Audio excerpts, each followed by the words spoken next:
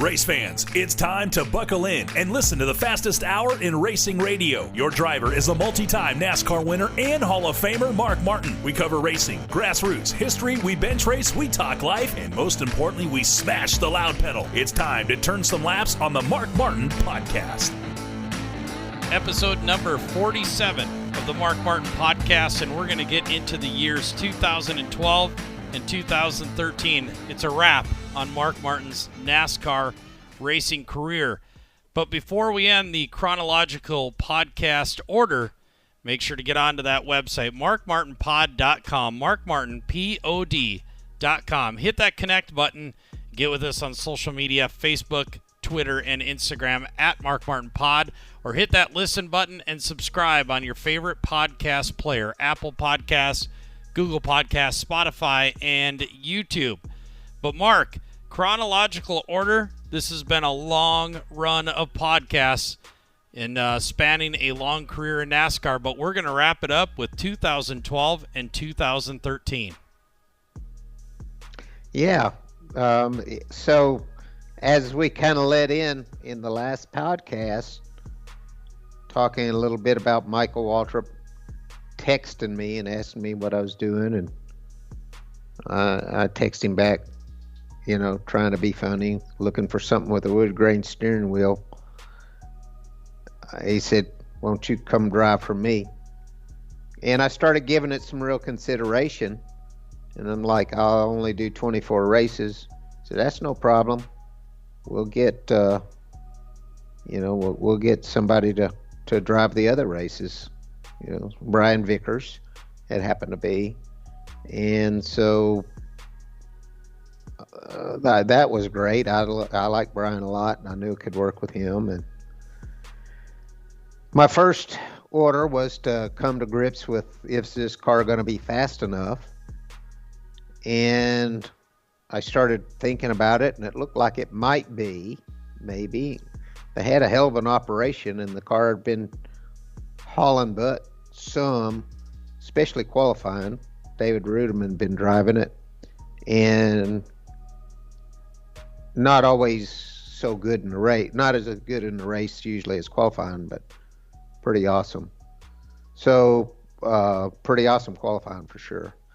So anyway, I would have been more comfortable with, I didn't know Rodney Childers and hadn't had my eye on him, and I was a little uncomfortable. I'd be more comfortable working with somebody I'd known, and had that discussion with Michael and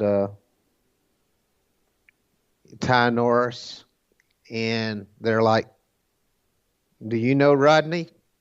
And I'm like, "No." And they said, "Well, you need to get to know him." So as soon as I started talking to Rodney, it was like, "Oh, hell yeah. Yeah. Rodney's he's an ex-driver himself. He had a work ethic that was second to none. And since this, he has really made a name. He had already made a name for himself. I just hadn't been paying enough attention. There were times when I drove other cars that out-qualified me that shouldn't have, and it pissed me off. With lesser equipment, drivers that I didn't think were on the same level, equipment that was nowhere near the same level, and out-qualified me, and it would piss me off. And I found out later some of those cars were crew chiefed by Rodney Childers, and I wasn't paying enough attention back then. But anyway, so yeah, Rodney's the guy. And gosh, these guys on this team were so freaking excited. And it was the most comfortable environment I'd ever been in, even more than Hendrick Motorsports, because it was a casual. It wasn't formal feeling. When you went to the shop, everybody worked, but everybody was cool and light. And you know how Michael is. Wasn't anybody uptight. Ty Norris was incredible. This was an incredible organization with, I don't know, I think around 200 employees. God, they had a dozen engineers. Clint Boyer was going to be my teammate, along with Martin Truex Jr., both incredible guys. Brian Patty, Chad Johnston, crew chiefing over there as well. And it was the dream team. It was a dream operation. It was so much fun to be around my crew guys. Aaron's was a great sponsor, great people. Toyota people embraced me. Chevrolet shunned me. I mean, I was always an outsider when I drove for Rick Hendrick because of my 23 years with Ford. But Toyota embraced me. And so it was a very comfortable time, most comfortable time in my career, coming right out of the gate. We went right to Daytona and run 10th. That was a nice start. And then the second race of the season, we go to Phoenix and sit on the pole. And I mean, it's so freaking much fun, so exciting. I don't think I knew I was going to sit on the pole until I did it. You know, I didn't know that we were that good. And we ran 9th in the race. And we just keep cranking out top 5 starts and top 10 finishes. You know, and then we get to Richmond, the 9th race of the season, and we set on another pole and run 8th. So, I mean, it's just, the car is just a freaking rocket ship. We go to Charlotte, qualify 6th. We go to Dover, my favorite place, and we won the pole. And that was really exciting because I remember that lap and my hand shaking, and I remember Michael coming over and him saying something funny and us laughing. I got a picture of us laughing real hard. And I think we beat Jimmy Johnson for the pole, if I remember correctly. You know, it was a big lap. It was just a big deal. And then we go to Pocono and qualify 6th and run 2nd, which is one of my 6 times I think I ran 2nd there at Pocono. So ran really good there. Then we go to Michigan, and I got to tell you, the second Michigan race, we got everybody covered something pitiful. I mean, 3/10 a lap.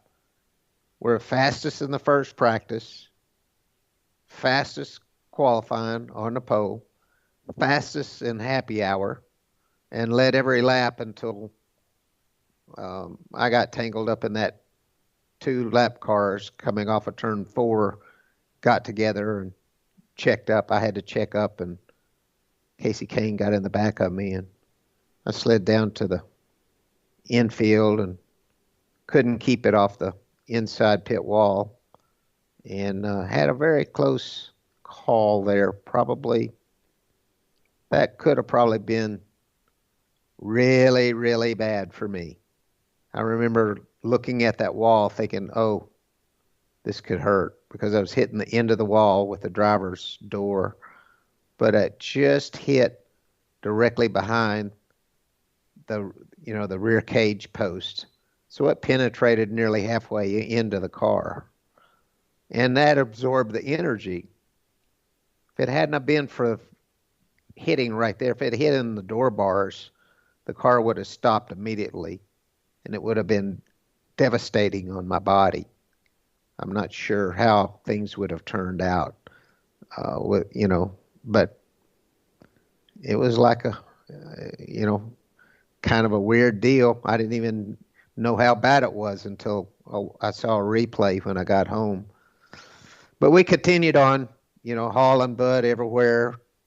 That car was just a rocket ship. So much fun at the competition meetings, so much fun at the appearances. Second Dover race, we run 3rd. We'll go to Charlotte, sit on the outside pole and run 6th. We go to Kansas, sit on the outside pole. I mean, this is just a blast. I mean, I'm having the time of my life working with these guys, and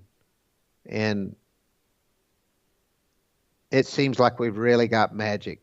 I mean, our race team was so excited and so pumped up and just loved doing what we were doing and loved having me drive their car, and I loved driving their car. We were having a good time. So we go into 2013, and I don't know. The best way to describe it is we tend to lose a little bit of the magic, and that's kind of the best way that I can put it.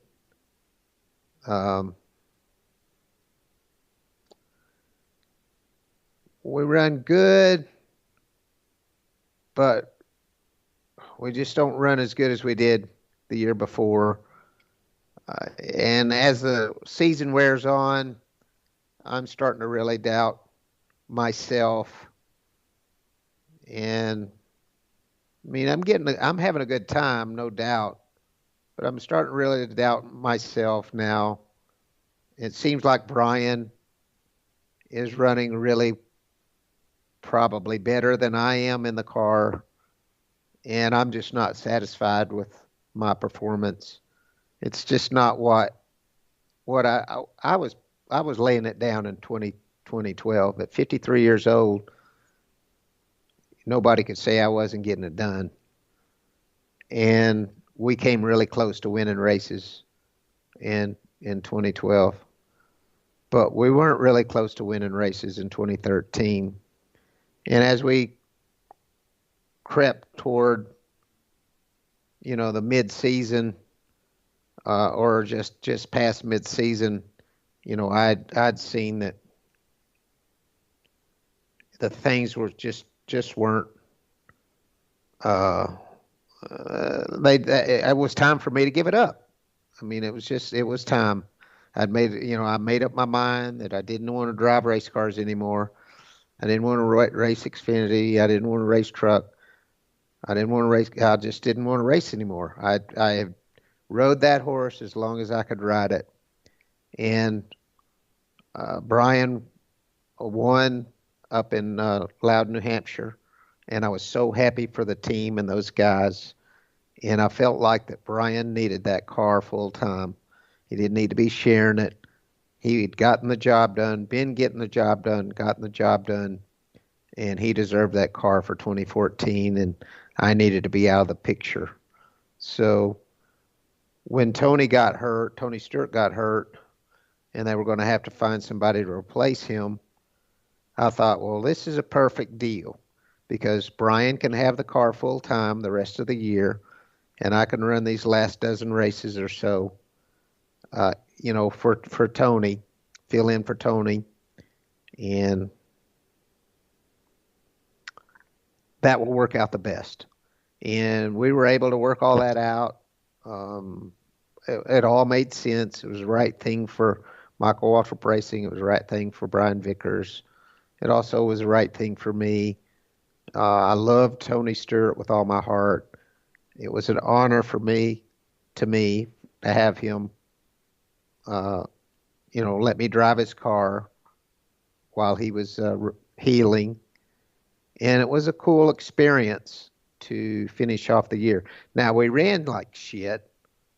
I mean, that we didn't run very good, but Tony wasn't running very good either when he got out of the car, with exception of pulling off one win somewhere recently. For the most part, the car hadn't been performing, and I was really surprised I was not able to get the performance of the car up any.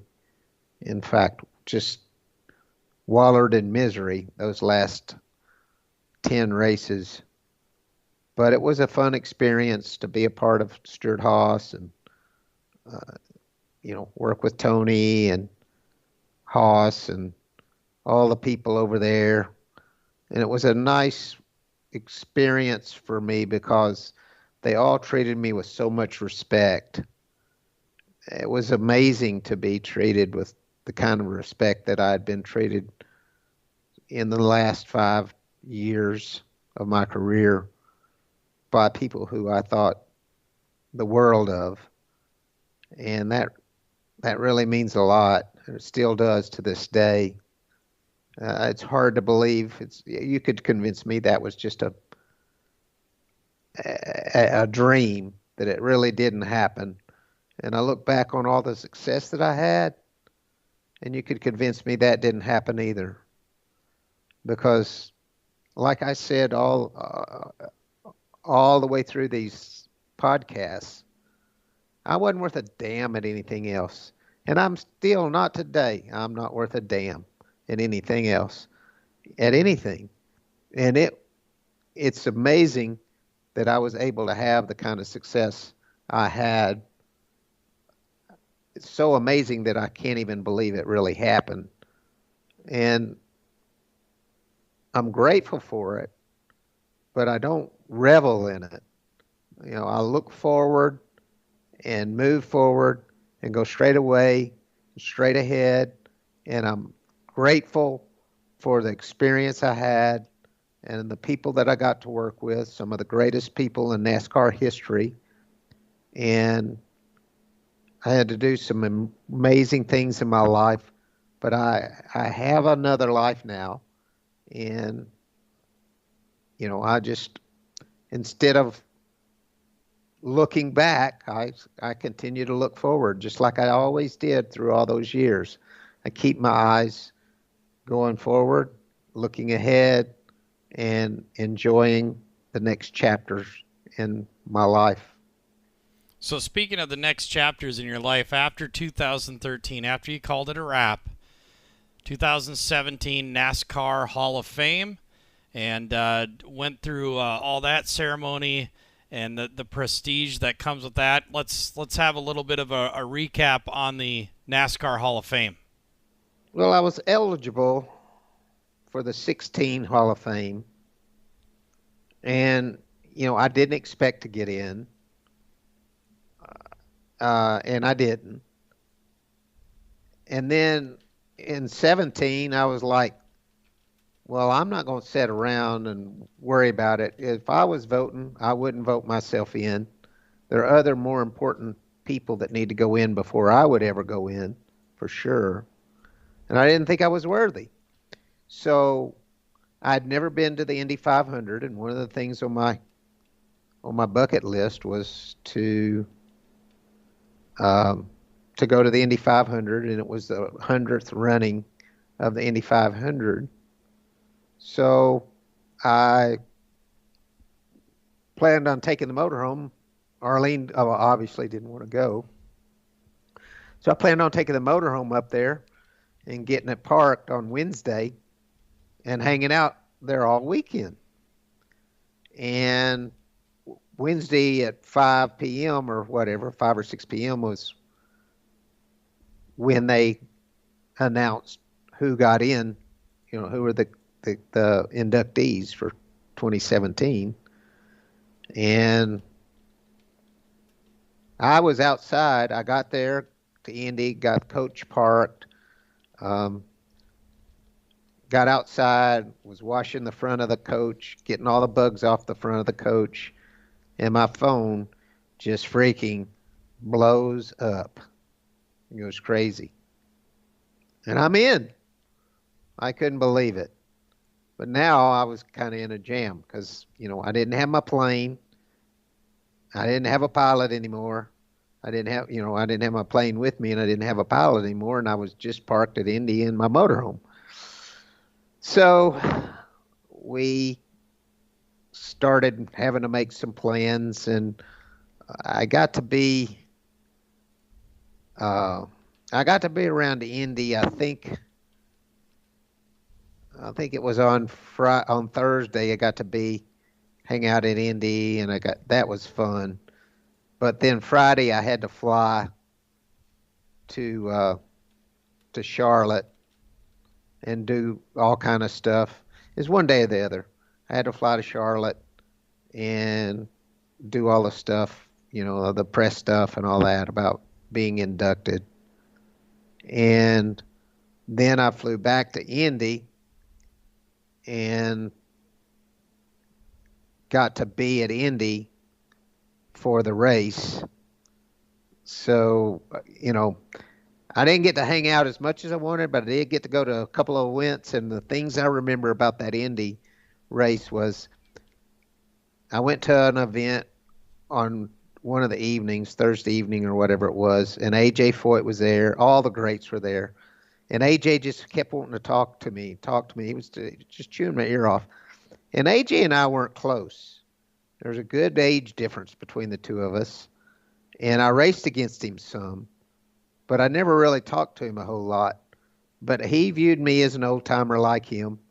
And we just had the grandest talks. And, you know, I knew so many people from the 80s when I was still ASA racing and from IROC racing, Danny Sullivan and R.A. Lyondike and the Unsers Jr. and Unser Sr. and all these guys that are legends in the sport. And they all were so friendly, so respectful, and so much fun to see and get a chance to talk to. It was an incredible experience and one of the most incredible weekends of my life, you know, because of being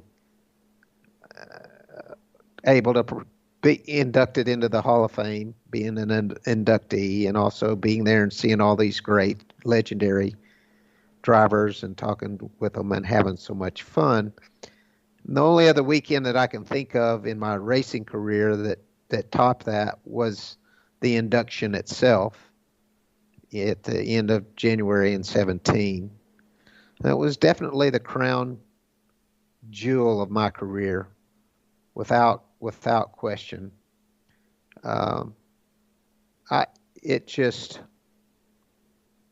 just unbelievable that a kid from Arkansas was standing at a dirt track in the fall of 1973 and said to his dad, "Let's build me one of these things for next year."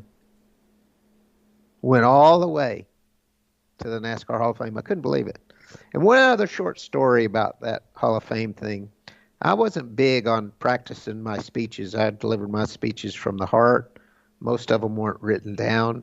But this was a real important speech for me because it was my last chance in my lifetime that I would have to thank all the people that made that happen for me. And I would encourage you to look up on YouTube and find my, the YouTube video of my speech, Hall of Fame induction speech, because it was very important to me. Those people are why I made it. And without the people that I name, and many more, I never would have made it. And it's a big deal, really a big deal to me to thank those guys. But anyway, they wanted me to practice my speech. And I know now why they wanted, because they wanted to time it, because you only had 7 minutes. I didn't know that. When I wrote my speech, I had help writing the speech. Kevin Woods helped me, wrote the speech. I told him the things I wanted. I made the bullet points. I gave them to him, and he made the words sound right to it. He's a terrific writer and a terrific friend of mine.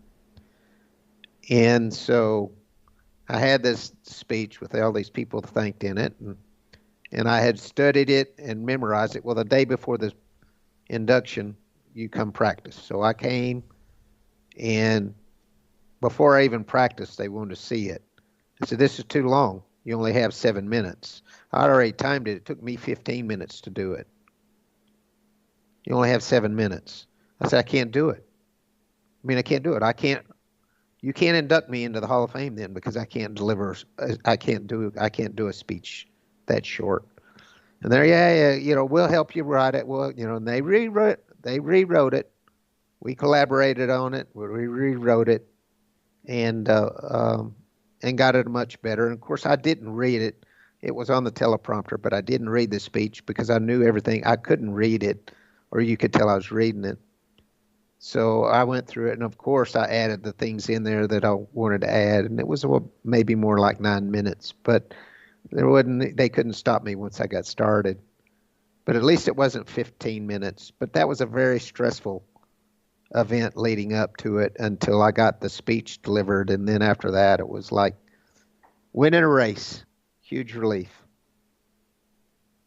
So after the Hall of Fame ceremony and post 2013, the museum in Batesville at Mark Martin Ford, people can go and enjoy that. You've up until a couple years ago, you had Mark Martin Day, done that at various times of the year, but you've kind of transcended that, and you're off to, like you said, a different part of your life now, Montana. For the most part, sometimes in California, kind of all over the place. Just living the dream, living my life, working on my motor coach, keeping things clean, tricking out stuff, Mr. Fix-It, visiting with family, and just loving life. I don't have time for a job. I really do enjoy doing what I'm doing, and love the time that I'm spending with Arlene and friends. We've made some new friends and a lot of different things. So I'm asked a lot, do you miss racing? And I don't. I don't miss it. I was 40 years. I loved it. It was every ounce of my soul and my being. But now I've moved on to other things, and that was a long season in my life, but I'm not a racer anymore, and I'm just moving on to the next chapter. Speaking on that, you're not a racer anymore, but you have reconnected with Roush Racing and Jack, and you've done some things over the past couple of years. Talk about, post, your racing career with Roush, and then obviously you raced for other folks after that, other teams, but you reconnected after that. Well, Jack and I remained friends, and are blood brothers, and always will be. And they have asked me, they've wanted me to get involved with their program. And I've tried to be involved with the competition meetings. I've been to their shop quite a bit, try to help them get better, but my heart's not in it. I don't want to do that anymore. I don't want to compete. I don't even want to play a game of Monopoly or a game of cards. I just don't want to compete anymore. I relate that with stress, and I just don't want that kind of stress anymore. So we remain close, and I have done some things with them, spent some time at their shop and all that stuff at one period of time, but they needed more than I was able to give. And so I'm not doing that. I'm not participating in their performance meetings or anything like that anymore. So I'm just kind of out of racing. I'm a race fan. I love watching it. So once again, that's going to put a wrap on this chronological order of the podcast. Nice companion piece to this is actually a book called Mark Martin Driven to Race. Came out on August 1, 1997. It's by Bob Zeller. You can find that on Amazon and order that up. You can read that.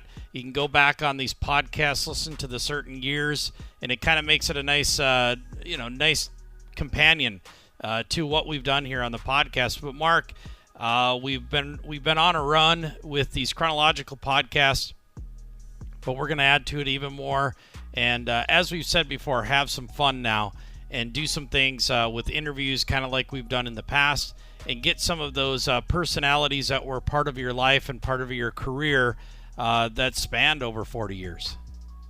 Yeah, I look forward to it, and I hope that everyone's enjoyed this, and we'll revisit stories. There's lots of stuff that I haven't told because I can't remember as we go through, but it was kind of important to me for the fans that are interested to lay this stuff down and get that handled. And as we have visitors and guests on the shows and different things, when we do that, a lot of other things will come up, and we'll just touch on different periods and different events that happened that probably didn't get covered here in our yearly, year-by-year kind of pods that we've done. So once again, race fans, that will do it for episode number 47 of the Mark Martin Podcast. It puts a wrap on Mark's racing career, but we're going to be back with different podcasts coming up here very, very shortly. Fan questions, driver interviews, and a lot more fun. But again, that'll do it for episode number 47 of the Mark Martin Podcast. Thank you for subscribing and listening to the Mark Martin Podcast. Remember to give us a 5-star rating in your app store. Connect with us on Facebook, Twitter, and Instagram at Mark Martin POD. The Mark Martin Podcast is a production of the Accelerated Podcast Network.